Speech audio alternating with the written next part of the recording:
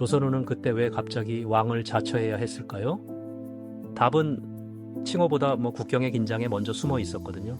오늘은 기록과 압박 사이의 흔적을 따라가 볼게요. 위략은 조선후가 왕을 칭했다고 짧게 전해요. 문제는 이 기록이 조선 쪽 목소리가 아니라는 점이죠.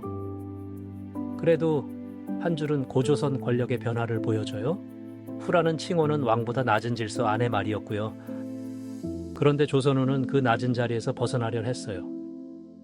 그 배경에는 서쪽에서 커지는 연나라가 있었거든요. 이제 질문은 하나예요. 왕칭호가 방패였답니다. 왕칭호는 독립선언이었을까요? 맞선 신호였을까요? 위략은 이유를 길게 설명하지 않고 사건만 남겼죠. 그래서 우리는 단어의 순서를 조심히 봐야 해요. 기록은 먼저 주나라 힘이 약해졌다고 말해요. 질서가 흔들리자 주변 군주들이 왕을 칭했거든요. 연나라도 그 흐름 속에서 왕의 자리로 올라섰어요. 그러자 조선후도 같은 높이의 말을 꺼낸 셈이죠. 하지만 이것만으로 실제 지배 범위는 알 수 없어요.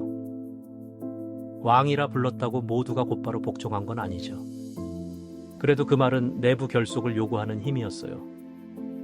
밖으로는 연과 맞서겠다는 정치적 언어였고요. 기록은 조선후가 연을 치려 했다고도 전해요. 여기서 논쟁이 생겨요. 공격 의도였나 방어였나죠. 확실한 건 서쪽 문제가 이미 커졌다는 사실이에요. 그래서 왕칭호는 자존심보다 생존 문제에 가까워요. 이제 위략이 어떤 기록인지 먼저 정리해야 해요. 위략은 중국 위나라 때 만들어진 역사서였어요. 원문은 사라졌고 다른 책에 인용되어 남았죠. 고조선 이야기는 주석 속에서 겨우 이어졌고요. 그러니 한 글자도 과장해서 읽으면 위험해요. 기록에 보이는 첫 단어는 조선후라는 낮은 호칭이에요. 후는 스스로 작지 않았지만 왕과 같은 말은 아니었죠. 그 다음에 연이 왕을 칭했다는 흐름이 붙어요. 이 순서 때문에 조선후의 반응처럼 보이게 돼요.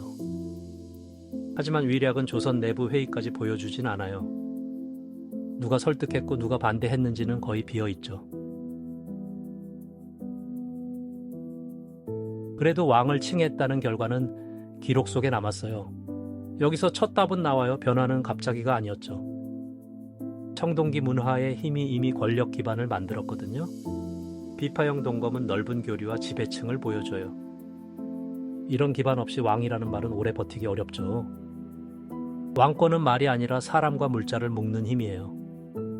고조선은 그 힘을 서쪽 압박 속에서 시험받았고요. 연나라는 전국시대 북방의 강한 경쟁자였어요. 서쪽에서 강국이 커지면 변경의 말도 달라져요. 칭호는 예절 같지만 실제로는 힘의 순서였거든요. 후로 남으면 연이 아래처럼 보일 위험이 있었죠. 왕을 칭하면 최소한 같은 말판에 올라서게 돼요.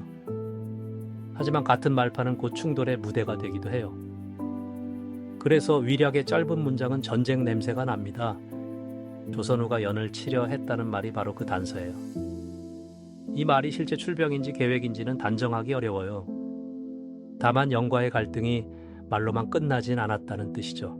신하가 말렸다는 대목도 위략 계통에 전해져요. 그 장면은 내부에도 신중론이 있었음을 보여줘요.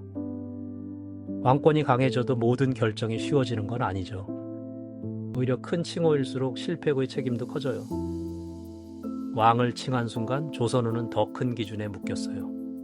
그 기준은 내부 통합과 외부 대응을 동시에 요구했죠. 여기서 고조선 왕권의 첫 윤곽이 조금 보입니다. 놀라운 점은 왕 칭호가 전쟁 계획과 붙어 있다는 거예요. 단순한 이름 바꾸기가 아니라 위험한 선언이었죠. 연은 이미 왕을 칭하며 주변을 압박하던 나라였어요. 그 앞에서 후로 남는 건 외교적으로 불리했겠죠.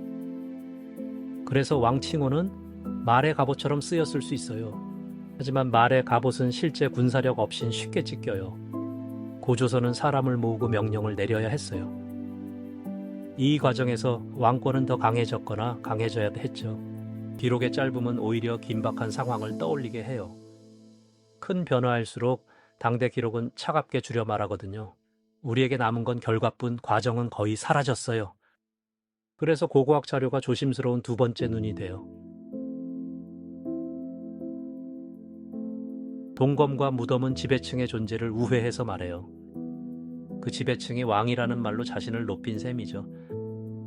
그런데 이 높임은 곧 연나라의 칼끝과 마주해요. 전국시대의 질서는 힘 있는 나라가 규칙을 바꿨어요. 연이 동쪽을 보자 고조선 서쪽 변경은 흔들렸죠. 변경이 흔들리면 중심 권력은 더 빠르게 움직여요. 왕칭호는 그 빠른 동원의 명분이 되었을 거예요. 사람들은 가까운 촌장보다 더 큰 명령을 들어야 했고요. 이건 약한 공동체가 쉽게 할 수 있는 선택은 아니에요. 그래서 고조선의 끈질긴 조직력이 여기서 보입니다. 다만 그 조직이 왕국 수준이었는지는 조심해야 해요. 왕이라는 말과 실제 제도는 늘 같은 속도로 자라지 않죠. 그 틈에서 조선후라는 인물이 더 선명해집니다. 조선후는 낮은 칭호를 버리고 왕의 이름을 택했어요. 그는 고조선 서쪽 위기 속 결정권자로 보입니다. 타서의 평가는 많지 않지만 선택의 무게는 남았죠. 후대에 우리는 그를 영웅이나 폭군으로 단정 못해요. 확실한 건 강한 이웃 앞에서 물러서지 않았다는 점이에요. 그 태도는 무모함일 수도 계산된 대응일 수도 있죠. 신하가 말렸다는 기록은 이 선택이 위험했음을 말해요. 왕권은 명령만이 아니라 말리는 목소리도 품었어요. 이 점이 고조선을 단순 부족으로만 보기 어렵게 해요. 왕을 칭하려면 설득할 귀족과 움직일 병력이 필요하죠. 그가 실제로 얼마나 장악했는지는 기록이 말하지 않아요. 그래도 왕을 말할 정도의 중심은 있었던 듯해요. 그 중심은 청동기 장인과 전사 교역노의 기대였죠. 고조선에 오래 버틴 힘은 이런 기반에서 나왔고요. 하지만 그 힘도 연의 압박 앞에서 곧 시험대에 올라요.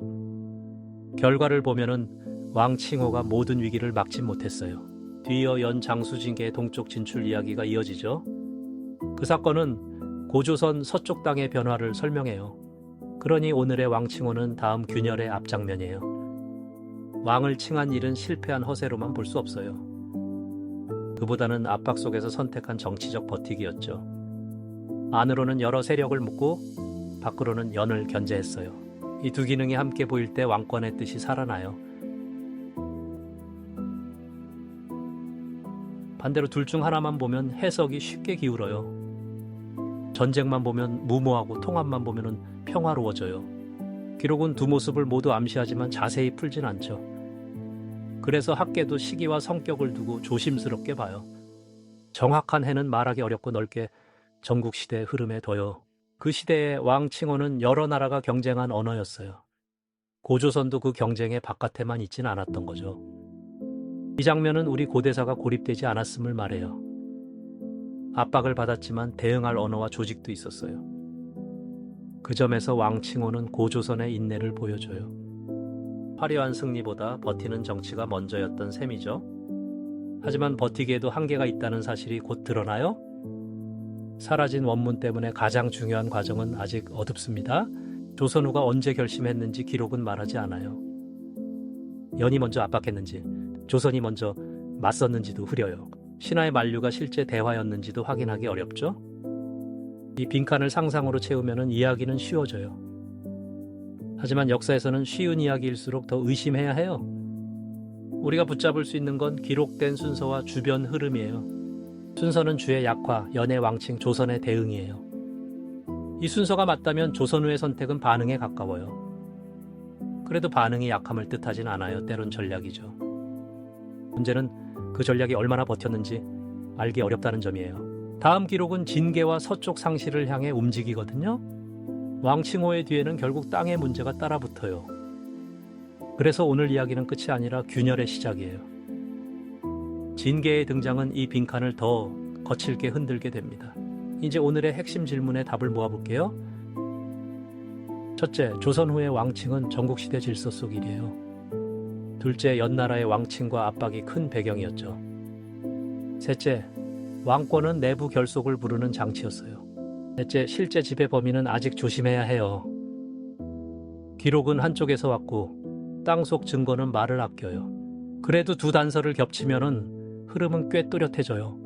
고조선은 압박받는 변방이 아니라 대응하는 정치체였죠. 그 대응이 늘 성공하진 않았지만 기록에 흔적을 남겼어요. 왕칭호는 그 흔적 중 가장 날카로운 조각이에요. 다음 편에서는 진계가 이 균열을 어떻게 벌렸는지 봅니다. 고조선의 서쪽 땅은 왜 밀렸는지 이어서 보게 돼요. 역사는 현재의 거울이라는 말도 여기서 무거워져요. 사실을 바로 보고 판단은 스스로 세워야 하니까요. 그게 우리가 고조선을 다시 읽는 이유 아닐까요?